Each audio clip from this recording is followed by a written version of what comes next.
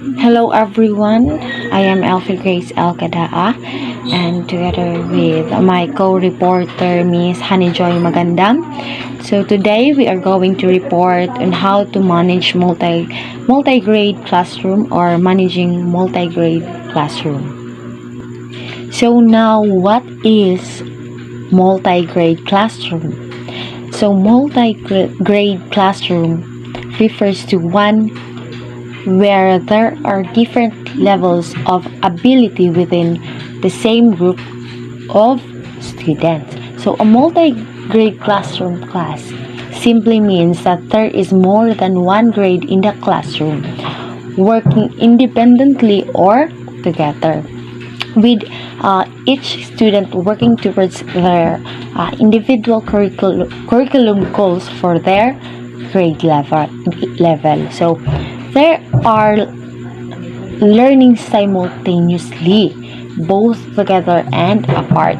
So it sounds trickier than it really is. So curriculum at each grade level class in some areas is relative and sequential, therefore allowing a process of basic to advanced skills to take form easily. Okay, organizing the multi-grade classroom. When you have a wide range of age, ability, maturity, and interest among the class, it is very important that your classroom is highly organized and structured. Everyone needs to know where to find things, how to store things, where to sit for different activities, where to put completed work, etc. The multi-grade classroom may look quite different to a traditional classroom. Instead of desks in lines or facing the chalkboard, you may see first desks organized into small groupings. So class, nindot ang mga desk ma-organize into small groupings to allow students to easily interact with each other and cooperatively complete group tasks. So next is a space in the center of the room, or perhaps some marked spaces around the room where groups can sit on the floor and work. So makita sa nato class no nga na ay mga space sa center sa room, or perhaps na ay mga marked space around the room kay dito ang mga students naga-work kung na ay group activity, they can sit on the floor and work, no?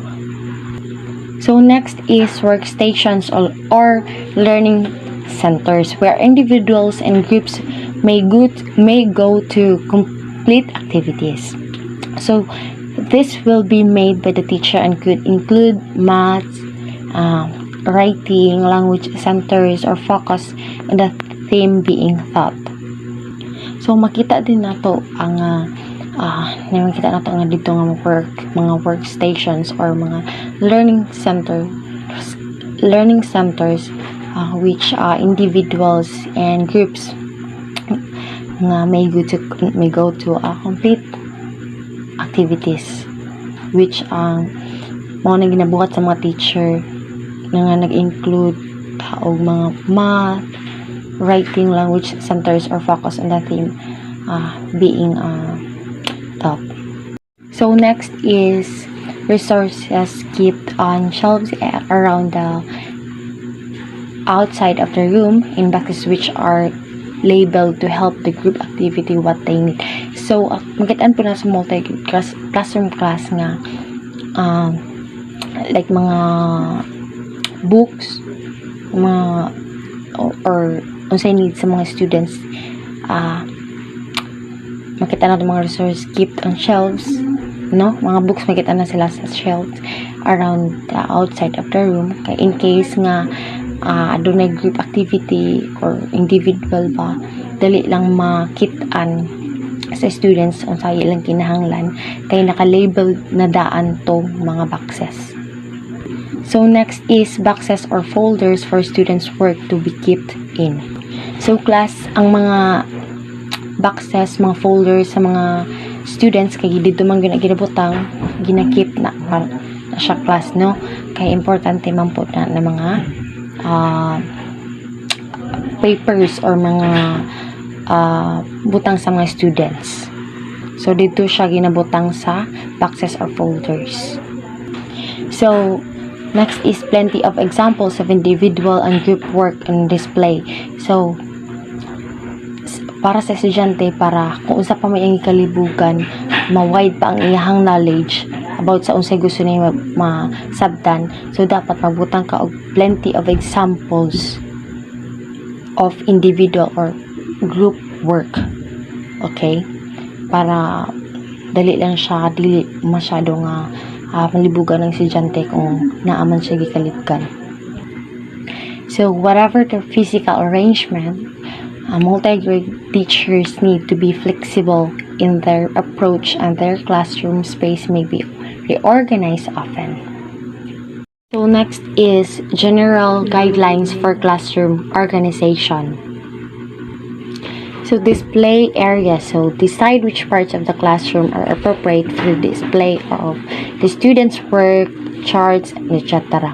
So make the best use of the space available. It is not a good idea to block the light by covering the windows with posters and paintings.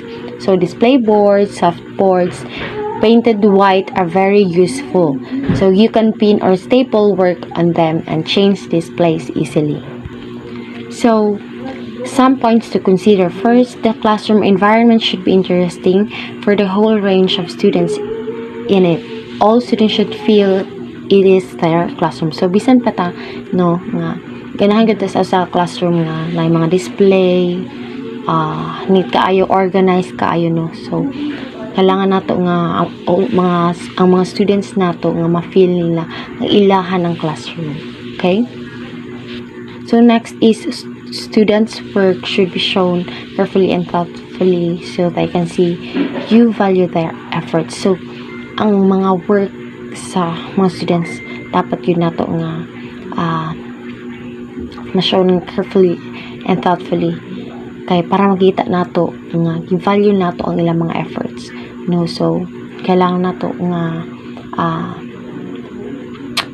pwede nato i-display or ipakita nga we valued their efforts. Okay, next is students can learn something from discussing with the teacher which work should be chosen for display.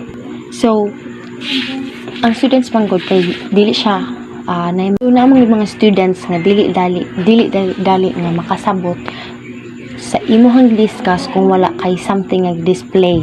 So for them nga maka-learn something from sa imong discuss, so dapat na akay i-display nga something which is makagain sila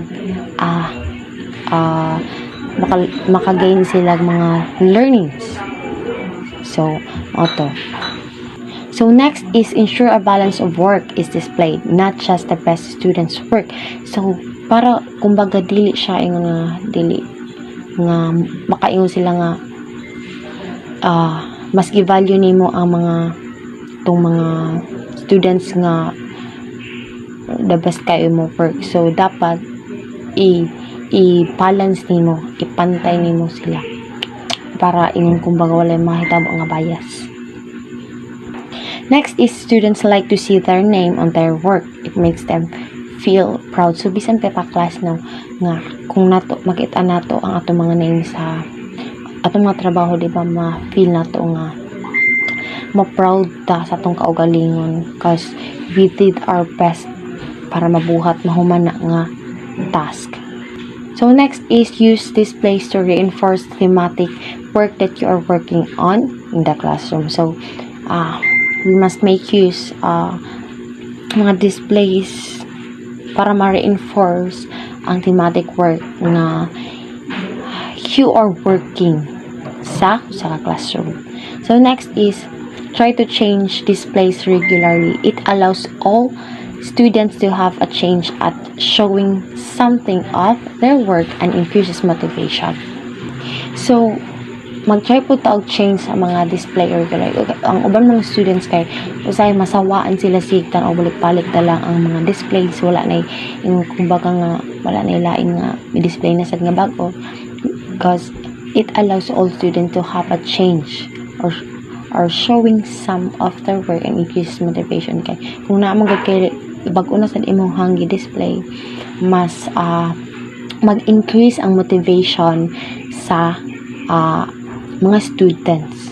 Okay, it allows all students to have a chance para ma-show ang some of their works, thus ma-increase ang ilang motivation. And that's all for my report. I am going to report on how to manage the teaching in a multi-grade classroom, or managing the teaching in a multi-grade classroom, as well as the factors why multi-grade classroom successful. So a multi-grade classroom is one where students have different grade levels and goals. The goal is to make sure that every student is challenged and engaged, and that each student has the support they need to succeed. So for this to happen, teachers need to understand the different ways students learn and how those learning styles can be used in a multi-grade classroom settings.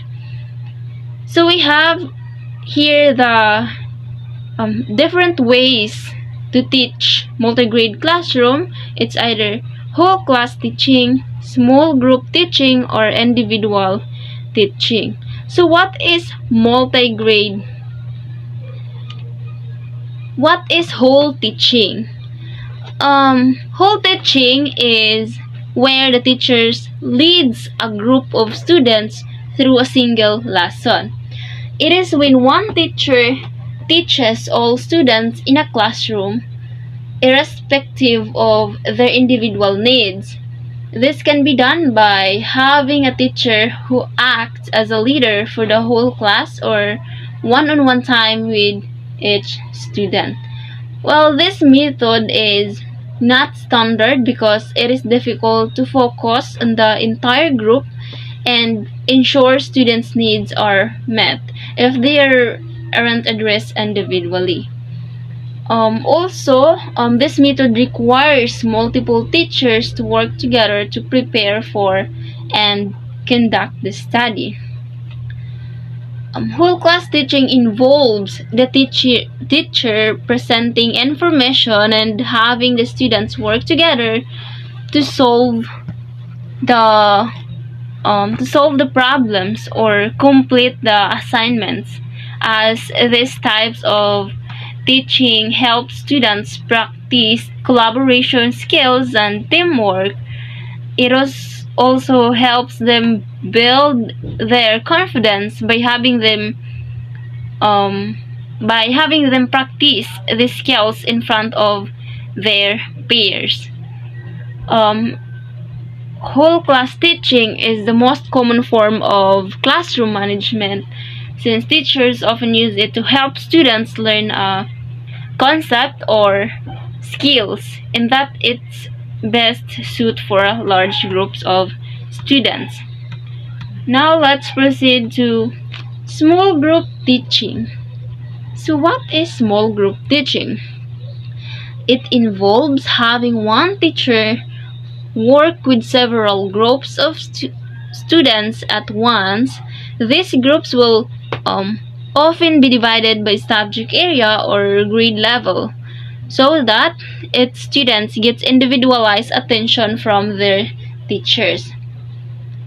Of course, this refers also to smaller groups of students staffed by a single teacher who works with them thoroughly the day.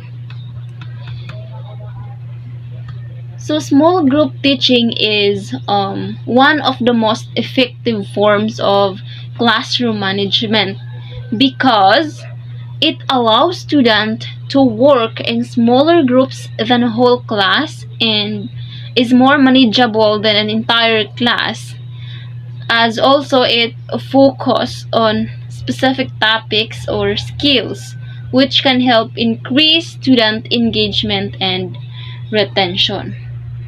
Now let's proceed to individual teaching.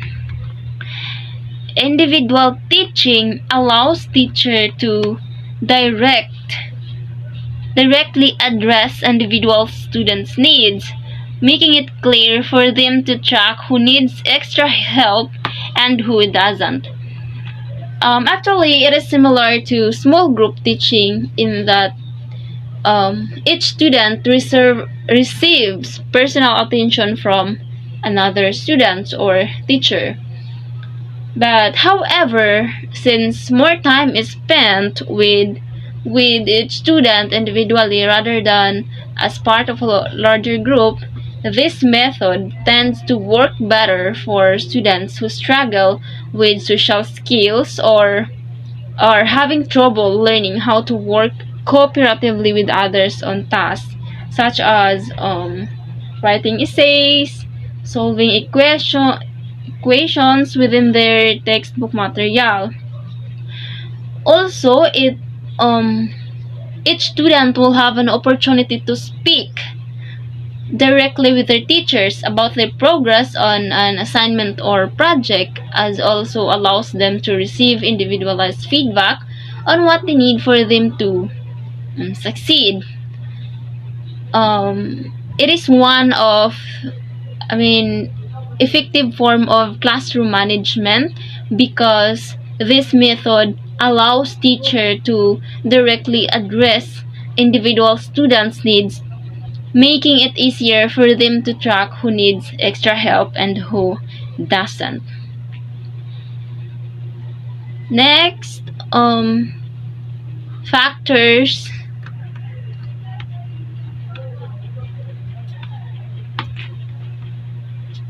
The four factors that make managing a multi-grade classroom successful.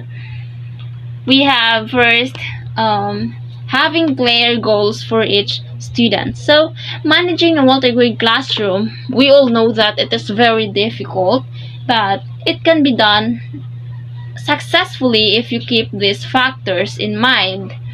First is having clear goals for each student or group of students so they know what they're working towards, as this help them feel like they're making progress even though they are at different levels. Also have so ensuring consistent quality across all teachers. So ensure consistent quality across all teachers so that each student gets gets the same quality education no matter which teachers they have that day. Next is providing appropriate level and type of instruction based on each student's needs. Well, some days will require more guidance than others depending on the topic being taught that day. So that's why we need to provide them appropriate level since they are not they're not in the same level. Next we have the giving students enough space and time to work independently or with other students at their level. Give students enough space and time to work independently or with other students at their level so they don't feel like they're being pushed too hard or not hard enough based on where they are academically compared to their peers in other grades or classes within the school district or the public schools. And that's how